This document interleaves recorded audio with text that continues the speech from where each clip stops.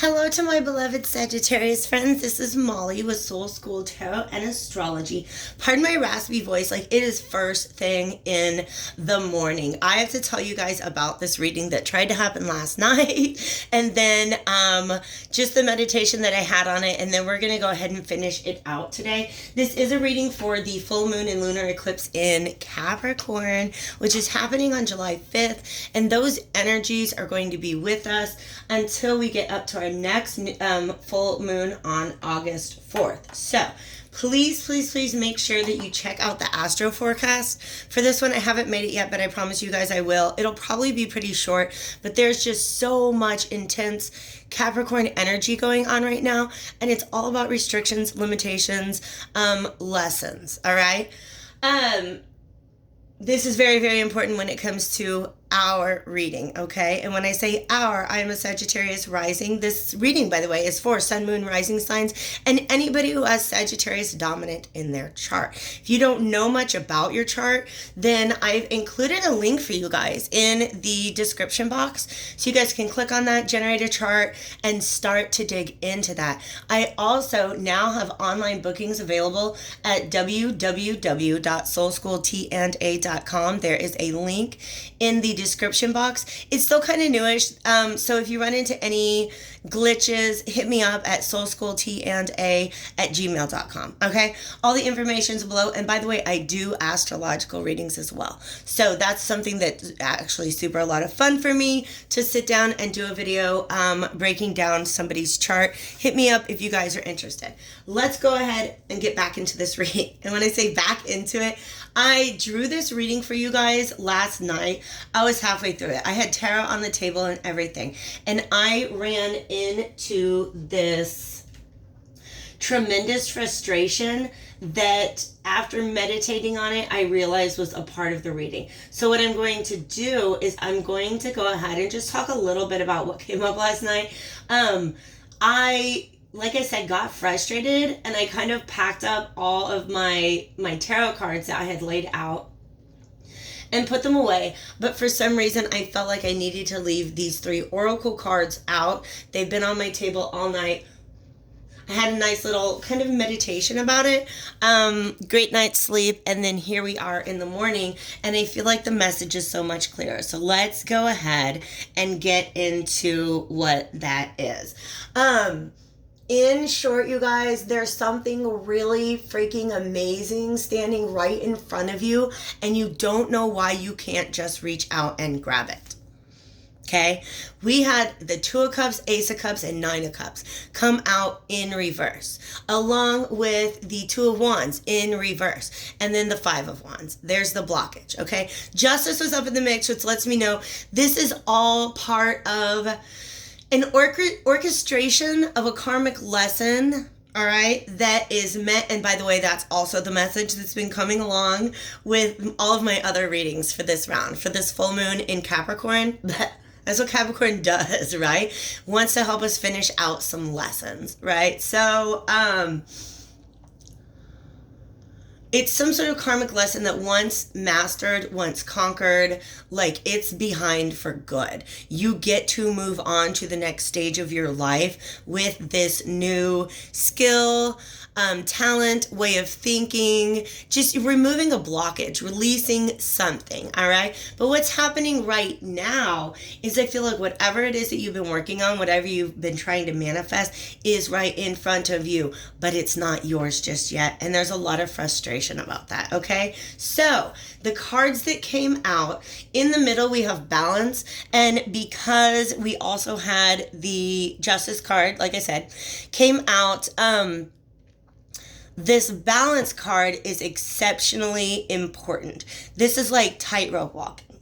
There is, in order for you to maintain focus, to be able to put your hands on whatever this manifestation is going to require that you balance 2 different elements. Just being able to describe these energies was a little difficult for me because I could feel what the cards were trying to say to me, but I couldn't put it into words. It's been very, just a really interesting process of trying to unpack these, all right? Here's what I came up with. The best way for me to describe this. you're a Sagittarius, sun, moon, rising, or it's dominant somewhere in your chart. Sagittarius is a very ambitious sign. Sagittarius sees what it wants and freaking goes for it, right? All fire signs will do that, and they do that in a very different way. Sagittarius is very mutable, and so a lot of times what happens is Sagittarius will see what is in front of it and say, you know what? This is what it could be. And then begin the process to transmute or transform. Let's say that you're in a maybe you're on a team at work and there's not very good communication, but your ambition, your highest goal is to achieve certain, certain things that depend on good communication. So what a Sagittarius energy would bring into that is fire. Fire is all about change, all right? To come in, completely just shift the vibe of something altogether. Take it from crap and make it awesome, all right? That's some Sagittarius energy. So that's what I feel like you've been working on. There was something in front of you that brought dissatisfaction, or maybe just something missing from your life. So you guys have been working on bringing that in, but in order to lock it down, I really don't know how to describe the actual visual that I'm seeing. It's almost like everything you want is right on the other side of this pane of glass. And what it's going to take to dissolve that glass is this balance between grace and purity, all right? Purity means, what is your intention? What is your goal, all right? I'm just using like a work team situation as an example because there's so many different ways that this could be applied, all right? But let's say your intention, and you guys, I'm going to go ahead and throw out an example. I used to work in disability services, right? Whenever I would look at a team, that my team, if we weren't working together well, my intention was to better serve our students because we were in education, right? My intention was to better serve our students. That was the purity of our intention. If somebody needs help and it's our job to help them, that's what I want to happen, okay? The grace that came into play was being able to navigate the fact that not everybody else on the team is always going to see my pure intentions, right? So sometimes there might need to be a little bit of sleight of hand, right? Working on something in the background, just because I don't know how to explain this. You will get exhausted constantly trying to justify or prove your good intentions to other people. So sometimes you just have to make sure you know where this is in your heart, because we got all that green in the background, heart chakra. Okay, know where this is in your heart. Know what your pure intentions are and just move forward. Don't feel like you need to justify them to others. All right, because look at this, your veil is lifted. All right, you are seeing clearly, you are seeing truth. All right, the people around you may not. So this grace to me has a lot to do with how do you navigate other people's intentions, projections, motivations, etc., etc. Because if you're working on a team, right, and you know you have this pure intention, other people might lose sight of that, right? Might get kind of caught up in personal needs, self-interest, things like that. So how do you navigate through other people's self-interests while pursuing your own?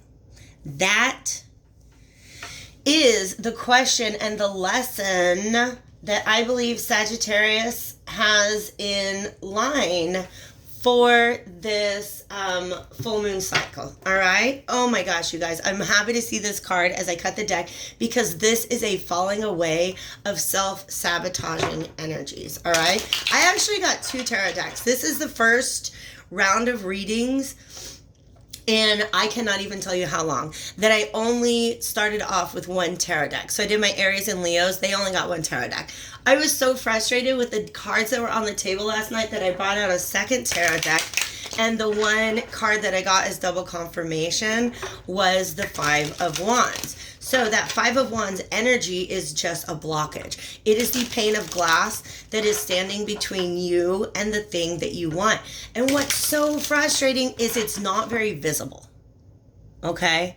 You're looking at the situation in front of you and you're like, what What can I do? How do I move when I can't even identify the blockage in my path? All right. So that's the energy that the cards brought out to me last night. And like I said, you guys, I can't even remember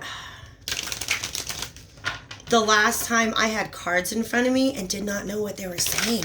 It was eerie. It was weird. Okay. But I also did have a long day. So, yeah, I'm all refreshed now. I got Morgan out. This is my 22-year-old tarot deck. So let's see what she's got for us today. Thank you so much, Divine Spirits of Love and my archangels, ancestors, allies, and guides.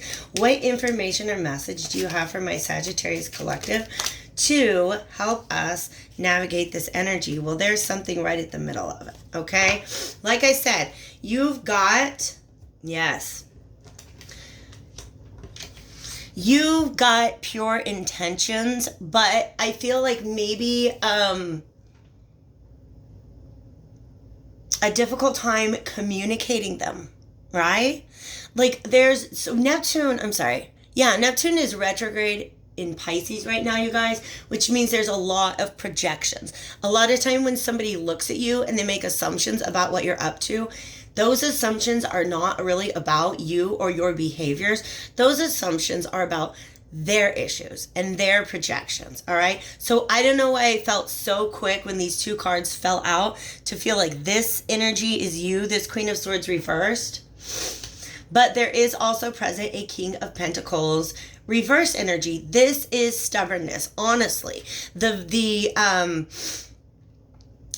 cognizance that's coming through with this is that this is somebody who's actually very scared right now about the instability in the world, all right? So let's say, take it back to this work metaphor, okay? Let's say you've got the leader of a team who's saying, no, we just can't change things up right now. Everything's so crazy, we have to hold on to the status quo as tightly as possible, okay? And I even get the feeling that she's got some sort of knowledge that this King of Pentacles energy does not, and is not in a position to speak up. See how she's got this rose on her heart? Yeah.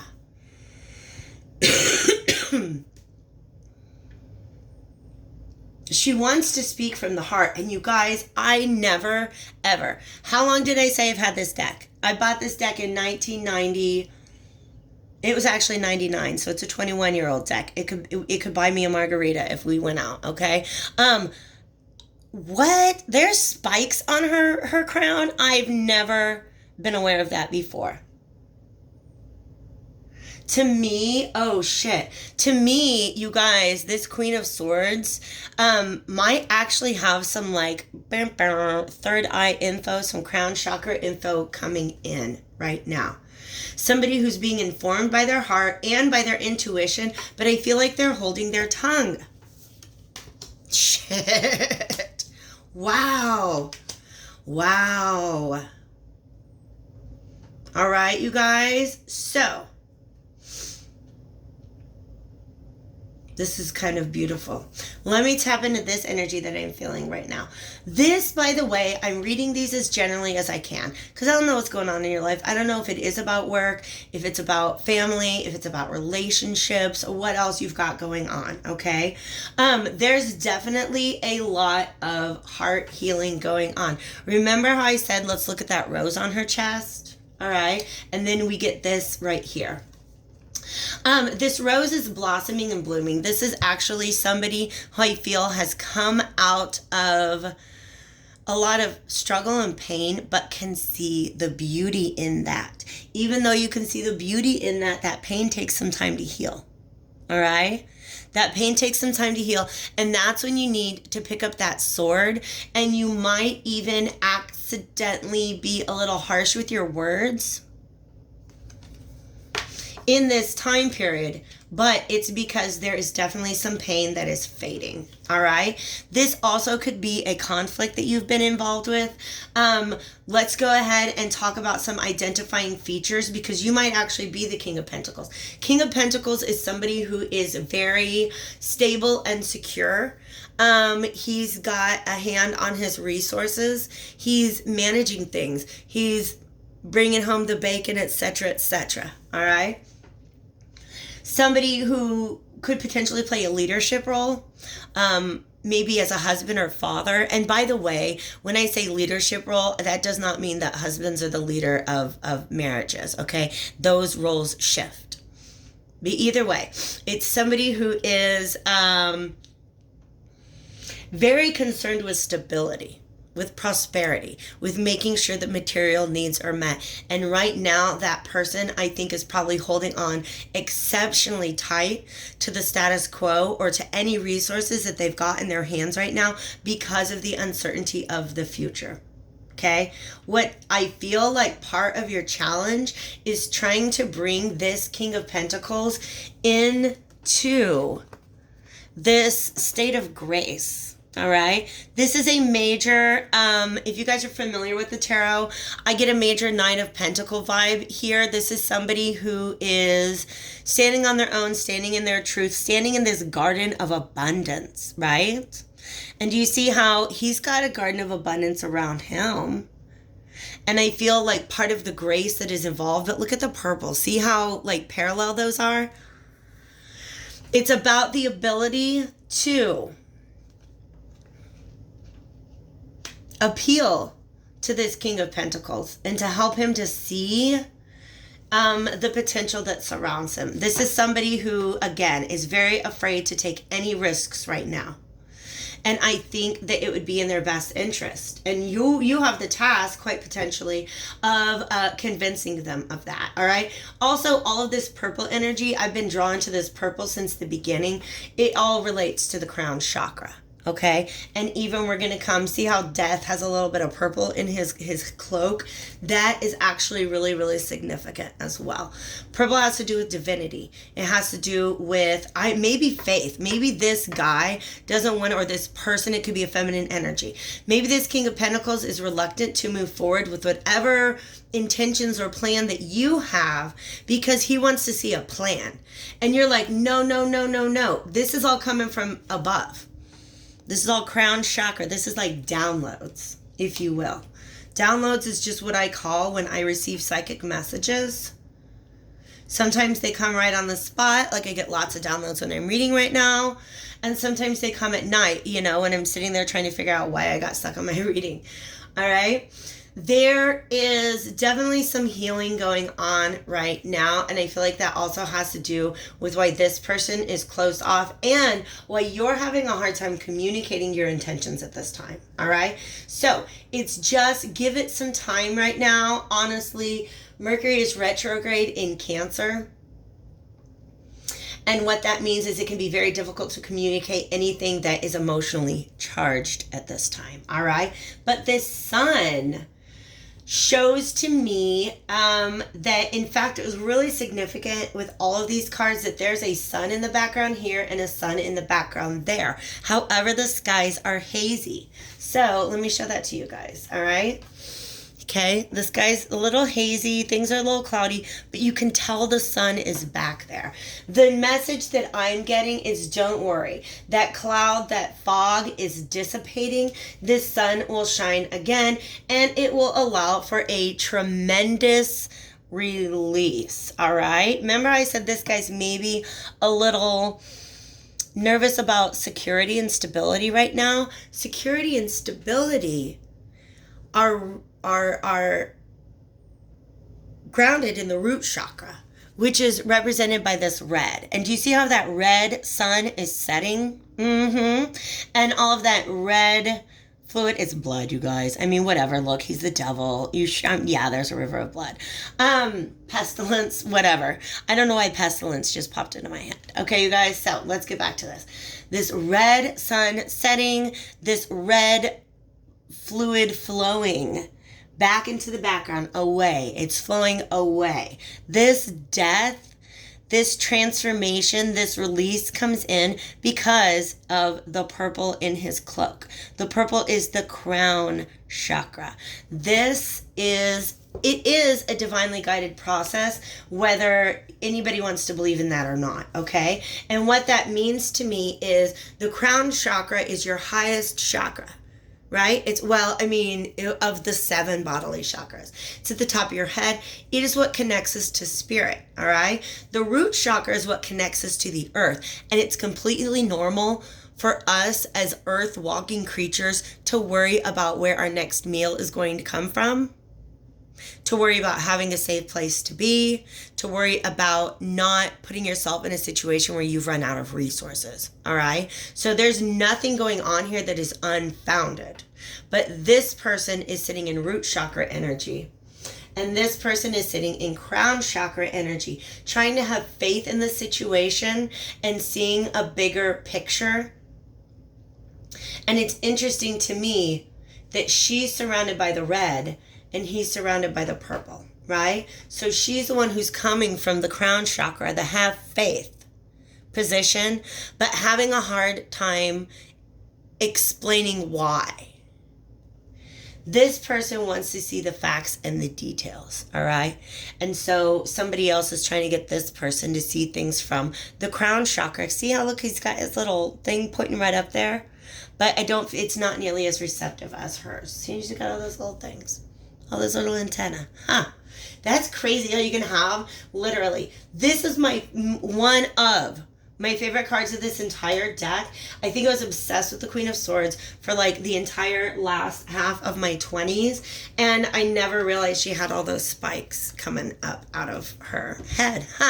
So I've got one last Oracle deck that I'm going to go to. It is the William Shakespeare playing cards. You guys know I like to check in with Willie Shakes every now and then, see what he's got to say about the situation. But you guys, I really feel like this is definitely a bit of a tightrope walk. And by the way, last message that I want to get in about these two energies, the king and the queen, these may be different aspects of yourself. Okay, so let me go ahead and see what William Shakespeare has to say, if we could get a potential outcome. And if this reading has resonated, I really appreciate you guys hitting that like button. If you want to go a little deeper into this issue and get really specific, you can book an online reading with me at the information below. Thanks again for being here, you guys.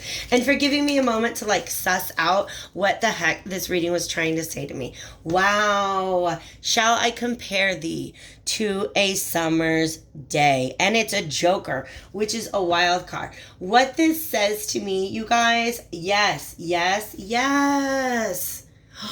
Okay, that actually kind of blew my mind, because the fact that the word summer is here and all of this sun imagery, there is a tremendous significance to the why am I saying the word online? To the summer solstice. The summer solstice, which happens on June 20th. Was the beginning of the re-emergence of the sun, if you will. All right. So if this is something, like, I really get the sense that this is not just a situation that's in front of you right here, right now, but maybe something that is part of a much bigger cycle, something that's been going on for maybe the past year or so. All right. But since they got me on solstices, right? Look back to last December. Where were you at on this issue? Look up forward to next December. Where would you like to be on this issue? All right.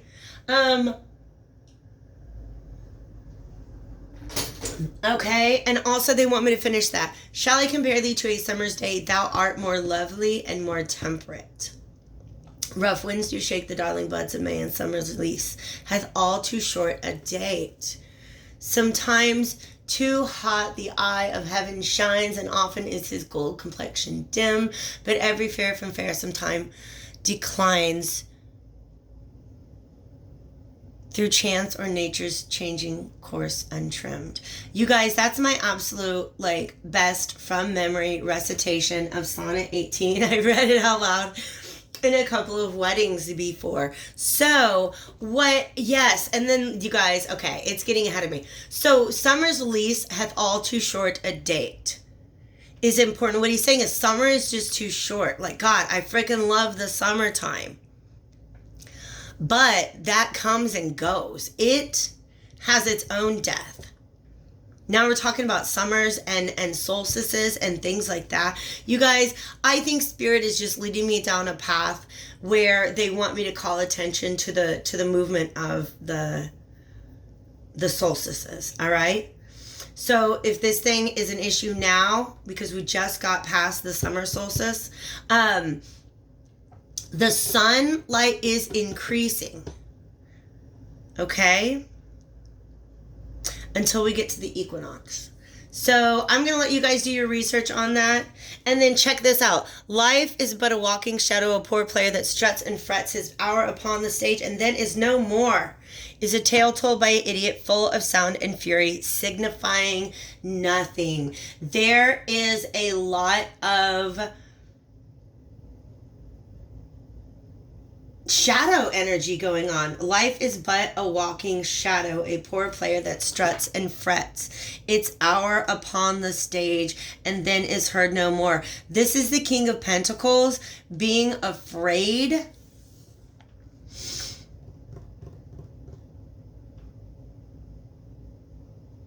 of greatness. I'm sorry to say it, but I kind of get that energy right now, okay? Whatever this person's concerns are, that are rooted to the earth, there's this other argument coming in that's saying no, there's a higher purpose to everything here. And sometimes it means just having faith, all right? And then is heard is a tale told by an idiot full of sound and fury, signifying nothing. I feel like there's a very good chance that this whole thing could come and go over a long period of time, of course. And all of his protestations mean nothing in the future. They just literally, they get released. They're let go. And then just because we've had so much symmetry here, I am going to go ahead and take the final card that was on the bottom because it's another 6. Okay. Some Cupid kills with arrows. Ooh, some with traps. That's beautiful. This is your task, Sagittarius. All right? Okay? Sometimes, didn't I say, sometimes we have to kind of use a little sleight of hand to get people on board with us, with our mission and doing the right thing. You guys, 27 minutes. I had no idea I'd been talking this long. Okay? I feel like the message is out there. I hope that you guys got it. I hope it's been helpful to you. I hope it leads to some clarity, comfort, happiness, healing, all that good stuff. Okay? I love you lots. Take care, and I'll talk to you soon. Bye.